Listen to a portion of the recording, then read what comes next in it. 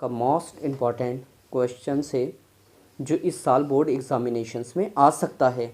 और इस टॉपर बच्चों की यही निशानी होती है, वो डायग्राम से समझाएं या लाइनें खींचकर इस अंदाज में समझाएं जो दूसरी बच्चों के आंसर से बिल्कुल मुख्तलिफ आंसर हो। तो आज का टॉपिक है वो शुरू करते हैं। और इसका सवाल आ सकता है, उर्दू ज़बान के इर्तिक़ा पर एक नोट लिखें या उर्दू ज़बान के इर्तिक़ा पर रोशनी डालें, तफसील से बताएं। तो ये क्वेश्चंस इस टाइप से भी आ सकता है, लॉन्ग क्वेश्चंस में आएगा ये। जवाब है इसका, ज़बान को 8 बड़े ख़ानदानों में, ये लिखा है ज़बान को 8 बड़े ख़ानदानों में तकसीम किया जाता है। इनमें सबसे बड़ा ख़ानदान हिंद यूरोपी है जो 3500 कबल मसीह माना जाता है। कबल मसीह को कहते हैं जो ईसा अलैहिस्सलाम से पहले का दौर है, उसको हम कबल मसीह कहते हैं। कबल का मतलब पहले का, मसीह का मतलब ईसा अलैहिस्सलाम से पहले का जो दौर है। 8 बड़े ख़ानदान के नाम ये हैं। ईसा अलैहिस्सलाम से पहले 8 बड़े ज़बानों के ख़ानदान होया करते थे, जो 3500 साल पहले की बात है। जिसमें पहला ख़ानदान था सामी, दूसरा था हिंद चीनी, तीसरा था द्रावणी, चौथा था अफ्रीकी बांतो, और पांचवा था अमेरिका, और छठा था मलाया, सातवां था मॉन्टर, और आठवां था हिंद यूरोपी। ये 8 बड़े ख़ानदान थे। आपको इसी टाइप से ये डायग्राम बनाकर लिखना है कॉपी में, अगर अच्छे नंबर हासिल करने हैं उर्दू में। तो पर बच्चे कुछ अलग ही करते हैं। हिंद यूरोपी ख़ानदान, सबसे पहले हम, क्योंकि हिंद यूरोपी ख़ानदान सबसे बड़ा ख़ानदान था, इन 8 ख़ानदान में, ज़बान के 8 ख़ानदान में सबसे बड़ा ख़ानदान हिंद यूरोपी था। हिंद यूरोपी ख़ानदान से ही हमारी उर्दू और हिंदी निकली है, तो हम इससे ही शुरू करते हैं। हिंद यूरोपी ख़ानदान, ये ख़ानदान इर्तिक़ाई मंजिल तक चढ़ता हुआ ईरान में बनता है। ये ख़ानदान जो है अपनी जो इर्तिक़ाई मंजिल है, अपनी जो तरक्की है, वो ईरान में हासिल करता है और फिर 11 शाखों में तकसीम हो जाता है। 11 शाखें लिखना ज़रूरी भी नहीं, वरना क्वेश्चंस तवील हो जाएगा। जिसकी एक शाख हिंद आर्याई बनती है। यहाँ से हमारा प्रश्न मतलब यहाँ से शुरू होता है, क्योंकि हिंद आर्याई से हमें इसको समझाने का कोशिश करना है। हिंद आर्याई ज़बान, हिंद आर्याई ज़बान वो थी जो ईरान में जो आर्य लोग थे वो बोलते थे, उनको हिंद आर्य, जो आर्य जो हमारे हिंदुस्तान आए थे सिंधु सभ्यता के बाद, इंडस वैली के बाद, जो आर्य हिंदुस्तान में आए थे इंडस वैली के बाद, वो जो ज़बान बोलते हुए आए थे, जिसको हम संस्कृत ज़बान भी कहते हैं, उसको हम हिंद आर्याई ज़बान भी कहते हैं। तो ये हिंद आर्याई ज़बान को 3 अदवार में तकसीम किया जाता है। इसको 3 भागों में बांटा जाता है। सबसे पहले आता है क़दीमी हिंद आर्याई ज़बान, दूसरा आता है वस्ती हिंद आर्याई ज़बान, और तीसरा आता है जदीद हिंद आर्याई। जदीद का मतलब होता है नया। नया तो ये है कि अब तक जो ज़बान चल रही वो सब जदीद है। फ़िलहाल हम क़दीम हिंद आर्याई की बात कर लें। क़दीम का मतलब होता है पुराना, एंशियंट। क़दीम हिंद आर्याई ज़बान, ये इसका पहले तो हम सन देखेंगे। क़दीम हिंद आर्याई ज़बान मतलब क़दीम हिंद आर्याई का ज़माना 500 कबल मसीह से, ई नहीं है ये, 500 कबल मसीह से, ई गलती से लग गया है। 500 कबल मसीह से 500 कबल मसीह तक माना जाता है। कबल मसीह मैंने ऊपर ही बताया है कि जो ज़माना ईसा अलैहिस्सलाम से पहले का है उसको कबल मसीह कहेंगे। क़दीम हिंद आर्याई का ज़माना 1500 कबल मसीह से 500 कबल मसीह का माना जाता है। इस दौर में ऋग्वेद, सामवेद, यजुर्वेद और अथर्ववेद मिलते हैं, जो संस्कृत ज़बान में लिखे गए थे। ये वेद थे, संस्कृत ज़बान में लिखे गए थे। इसके बाद आता है वस्ती हिंद आर्याई। वस्ती हिंद आर्याई का दौर 500 कबल मसीह से 1000 कबल मसीह तक माना जाता है।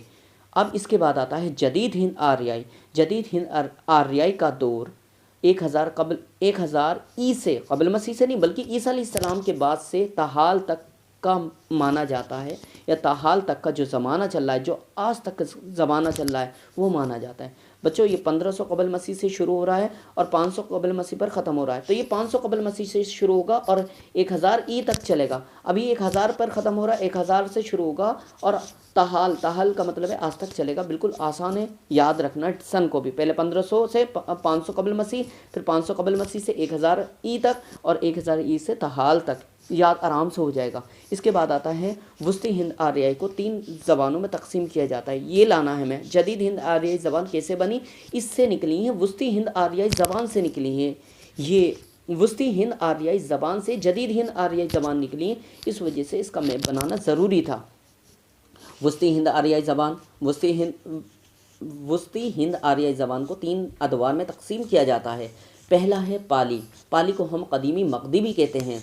इसके बाद आता है प्राकृतिक, प्राकृतिक इसके बाद आता है अपभ्रंश। इसका किस्सा यूँ है, जब हमारे यहाँ पर हिंदुस्तान में आर्य लोग आए, वो संस्कृत बोलते हुए आए, धीरे धीरे उनमें एक ऐसा चीज़ आई, क्योंकि बड़ी कास्टों के जो लोग थे, जैसे क्षत्रिय और ब्राह्मण, ये तो मतलब पूजा पाठ का ब्राह्मणों ने संभाल लिया, और क्षत्रिय जो थे ये राजा बन गए, सैनिक बन गए। अब 4 कास्टों में ज़माना डिवाइड हो गया था, ये माशरा 4 कास्टों में डिवाइड हो गया था। सबसे ऊंची कास्ट थी ब्राह्मण, दूसरे नंबर पर आती है क्षत्रिय, तीसरे नंबर पर आती है शूद्र, और चौथे नंबर पर आती है वैश्य। ब्राह्मण और क्षत्रियों ने अपनी ज़बान को अलग कर लिया था, संस्कृत ज़बान को अलग कर लिया था, और ये कह दिया था कि कोई भी शूद्र और वैश्य संस्कृत ज़बान नहीं बोलेगा, अगर बोलेगा तो उसे सज़ा मिलेगी। यहाँ तक कि हत्ता की इतनी पाबंदी लगा दी थी इस ज़बान बोलने पर, तो बहुत दूर की बात है सुनने पर, अगर कोई शूद्र और वैश्य किसी क्षत्रिय या ब्राह्मण के मंदिर के पास से भी गुजर आता तो कानों में उंगलियाँ देकर जाते थे। कानों में उंगलियाँ देकर इस वजह से जाते थे, अगर किसी के कानों में संस्कृत के मंत्र पड़ गए और किसी क्षत्रिय ने या ब्राह्मण ने देख लिया, तो उसके कानों में कांच पिघलाकर तब तक डाला जाता था जब तक वो मर न जाए। तो इतनी सख्ती हो गई थी। तो इनकी तादाद ज़्यादा थी शूद्र और वैश्यों की, इस वजह से इन्होंने अपनी ज़बान बोलनी शुरू कर दी। सबसे पहले वस्त हिंद आर्याई में इन्होंने पाली बोलनी शुरू करी, पाली, जिसे हम कदीमी मगधी भी कहते हैं। ये 500 कबल मसीह से सन मतलब ईसा अलैहिस्सलाम की पैदाइश तक होता है, इसका ज़माना रहता है। और इस दौर में बुद्ध मत और जैन मत, ये बुद्धों की मतलब बुद्ध जो धर्म था और जो जैन धर्म की किताबें, वो सारी की सारी पाली भाषा में लिखी गई हैं। तो हमें इससे काफ़ी मतलब इल्म मिलता है पाली भाषा कैसी थी। इसके बाद आती प्राकृतिक ज़बान। प्राकृतिक ज़बान जो थी वो उन आम इंसानों की थी जो उस टाइम पर वैश्य और शूद्र थे, जो अपने इजहारे ख़यालात को की वजाहत के लिए अपने आपस में बोलचाल की ज़बान थी। इसको हम प्राकृतिक ज़बान कहते हैं। जो आम लोग बोलचाल करते हैं उसको हम प्राकृतिक ज़बान, मतलब उस ज़माने की। तो ये इसका ज़माना, इसका जो सन था मसीह सन से, ईसा अलैहिस्सलाम की पैदाइश से लेकर 500 ई तक चला। ये फितरी अंदाज में फलने फूलने का इसको मौका मिला, जिसको हम प्राकृतिक ज़बान कहते हैं, क्योंकि उस ज़माने में जो आवाम थी वो इसी ज़बान में बातें अपनी गुफ्तगू कर रही थी। इसके बाद आता है अपभ्रंश ज़बानें। अपभ्रंश ज़बानें जो थीं वो जो थी 500 ई से सन 1000 ई तक का इनका दौर रहा, और इन ज़बानों को बिगड़ी हुई ज़बानें कहा गया, क्योंकि इसमें कोई भी ग्रामर नहीं थी। जिस ज़बान में ग्रामर नहीं होती या उसको हम बिगड़ी हुई ज़बान भी कह सकते हैं। जिसे आज हमारे माशरे में बहुत सी ज़बानें ऐसी बोली जाती हैं जिसे हम ग्रामर में नहीं रख सकते, तो उसको हम बिगड़ी हुई ज़बानें कहेंगे। इसके बाद आता है अपभ्रंश ज़बानों से ही जदीद हिंद आर्याई ज़बान जो है निकलती है, पैदा होती है, जन्म होता है। तो सबसे पहले हम अपभ्रंश ज़बान के बारे में पढ़ेंगे। अपभ्रंश ज़बानें 4 अदवार में तकसीम हो गई, 4 भागों में ये डिवाइड हो गई। तो सबसे पहले आता है शोरसेनी, फिर आता है मगधी अपभ्रंश, फिर आता है, भाई मगधी तो लिखना है आगे, लेकिन इससे पहले बस अब अर्ध मगधी अपभ्रंश लगा देना। जो तीसरी ज़बान निकली अर्ध मगधी अपभ्रंश लिखनी है।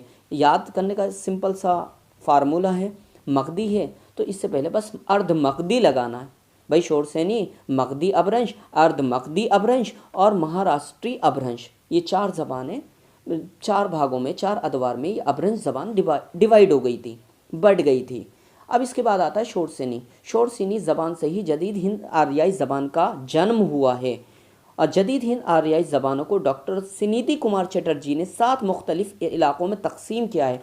ये डॉक्टर सुनीति कुमार चटर्जी जो थे उस टाइम पर ये माहिर लेसनियात थे। माहिर लेसनियात उसको कहते हैं जो ज़बानों पर रिसर्च करते हैं, उसको हम माहिर लेसनियात कहते हैं। इन्होंने जदीद हिंद आर्याई ज़बानों को 7 मुख्तलिफ इलाक़ों में तकसीम किया है। 7 बताए, 7 भागों में ये भी तकसीम हो गई थी जदीद हिंद आर्याई ज़बान। अब वो 7 इलाके कैसे हैं वो भी लिखने हैं इसमें। अब हम देख लेते हैं 7 इलाके कौन से हैं जदीद हिंद आर्याई के। पहला है सिंधी, फिर है लहंदा, फिर है पंजाबी, गुजराती। बच्चों क्वेश्चन तो मुश्किल है, लेकिन इसमें नंबर आपको पूरे मिलेंगे अगर आपने इसी टाइप से लिखा, इसी अंदाज में लिखा। पहला है सिंधी, लहंदा, पंजाबी, गुजराती, राजस्थानी, मगरिबी हिंदी और मशरक़ी हिंदी। मगरिबी हिंदी को 5 बोलियों में तकसीम किया जाता है। मगरिबी हिंदी की 5 बोलियां हैं, मशरक़ी हिंदी की 4 बोलियां हैं। फ़िलहाल हमारे काम की मगरिबी हिंदी है, मशरक़ी हिंदी नहीं लेंगे। हमें तो बस मगरिबी हिंदी लेना है, ये मगरिबी हिंदी, क्योंकि मगरिबी हिंदी से उर्दू और हिंदी हमारी ज़बानें दो निकली हैं। तो मगरिबी हिंदी की 5 बोलियां हैं। पहली बोली है ब्रजभाषा, बुंदेली, कनूजी, खड़ी बोली और हरियाणवी। खड़ी बोली से ही हमारी उर्दू और हिंदी ज़बानें पैदा हुई हैं। ये बच्चों उर्दू ज़बान की इर्तिका का मुख्तसर सा ये नोट था और इसको आपको पूरा लिखना है, इसमें से कुछ नहीं छोड़ना है और बिल्कुल इसी टाइप से ये सारा का सारा लिखना है।